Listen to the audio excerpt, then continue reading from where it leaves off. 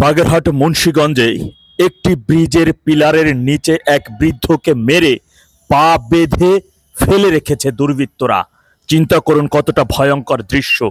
এই তো গতকালকে পাকিস্তান থেকে পাখির খাবারের সাথে 25 টন এসেছে ভয়ঙ্কর মাদক। একবার চিন্তা করুন দেশের বর্তমান পরিস্থিতি কোন দিকে যাচ্ছে।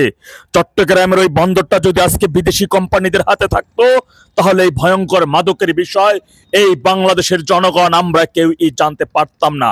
তথাপি আগামীতে যেন ভিন দেশ থেকে এদেশে অস্ত্র গোলা বারুদ এবং মাদক আসে, সেই কারণেই চট্টগ্রামের মতো বাংলাদেশের অর্থনৈতিক নোংরখানা বন্দরখানা কিভাবে বিদেশিদের হাতে দিয়ে দেওয়া যায় তার বন্দোবস্ত করে রেখেছে এই দখলদার ডেভিল ইনুস সরকার। তথাপি আমি দেশবাসীর উদ্দেশ্যে বলবো, আমার ভাইরা বোনেরা, আপনারা জানেন 1969 সালে ভুট্টোর লাল চোখ অপেক্ষা করে পাকিস্তানি মিলিটারির বেয়োনেট উপেক্ষা করে আওয়ামী লীগের নেতৃত্বে গণ অভ্যুত্থান ঘটিয়ে তাদের পরাজিত করা হয়। 70 নির্বাচনে জনগণের প্রত্যক্ষ ভোটে আওয়ামী লীগ নিরঙ্কুশ বিজয় অর্জন করে।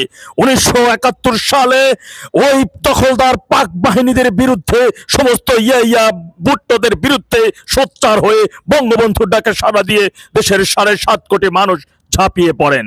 9 মাসের রক্তক্ষয়ী যুদ্ধের মাধ্যমে লাল সবুজের পতাকা আজকের বাংলাদেশ প্রতিষ্ঠিত হয়। ভাইরা আমার, স্বাধীনতার 54 বছর পর আপনারা দেখেছেন এই যে কিছুদিন আগে 24-এর 5 আগস্টের পরবর্তী সময় সর্বপ্রথম হানা দেওয়া হয় বাংলাদেশের ঐতিহাসিক বাড়ি 32 নাম্বার। তারপরে একে একে পাকিস্তানের পতাকাকে বড় করে তুলে বাংলাদেশের পতাকা সেখানে ছোট করে তোলা হয়। এই যে কিছুদিন আগে থো আই চিংমং শাক নামক এক চাকমা বলল প্রয়োজনে আমরা পাকিস্তানে ফিরে যাব। আপনারা দেখেছেন এই সাম্প্রতিক সময় পাকিস্তানের উপপ্রধানমন্ত্রী এই দেশে এসে বললেন আমাদের হারিয়ে যাওয়া ভাইকে ফিরে পেয়েছি।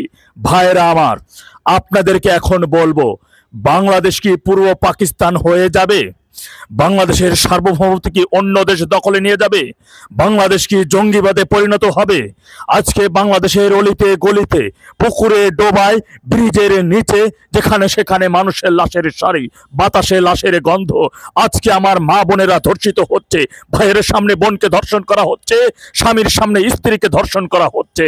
আজকে বাংলাদেশের লুটপাট, অগ্নিসংযোগ এগুলো যেন এখন চোখের সামনে। তথাপি আমি আপনাদেরকে বলবো, বাংলাদেশের বর্তমান এই এহেন পরিস্থিতিকে সামনে রেখেই আওয়ামী লীগ আগামী 13 তারিখে লকডাউন ঘোষণা করেছে। এই লকডাউনে দেশের আপামর সাধারণ জনগণের সম্পৃক্ততা এবং সমর্থন প্রয়োজন। আমি আপনাদেরকে বলবো যে যেখানে যে অবস্থায় আছেন না কেন, লকডাউনে যা যা করণীয় সেটি আপনারা করবেন এবং লকডাউনে সফল করার জন্য আপনাদের যা কিছু প্রয়োজন আছে তা কিছু করবেন। কলকারখানা, অফিস, শিল্প প্রতিষ্ঠান, গাড়ি সবকিছু বন্ধ হয়ে যাবে, সবকিছু বন্ধ রাখবেন, লকডাউনকে সমর্থন করেন। মনে রাখবেন এই আন্দোলন, এই লকডাউন, এই সংগ্রাম আওয়ামী লীগের ক্ষমতায় যাওয়ার সংগ্রাম না।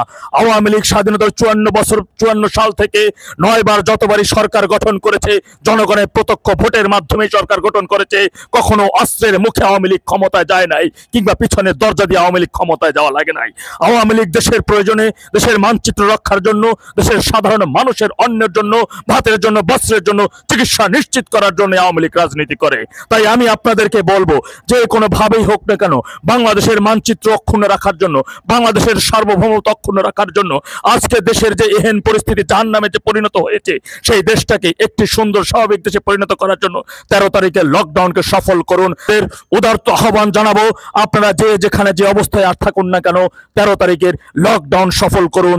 13 তারিখের লকডাউনই বলে দেবে এই সরকার কোন দিক দিয়ে পালিয়ে যাবে, এবং 13 তারিখের লকডাউনে অনেক খেলাই হয়ে যাবে ইনশাআল্লাহ। আল্লাহ সবাইকে সঠিক বুঝদান করুন। আখির জাওয়ানা আলহামদুলিল্লাহি রাব্বিল আলামিন। আসসালামু আলাইকুম ওয়া রাহমাতুল্লাহ। জয় বাংলা, জয় বঙ্গবন্ধু।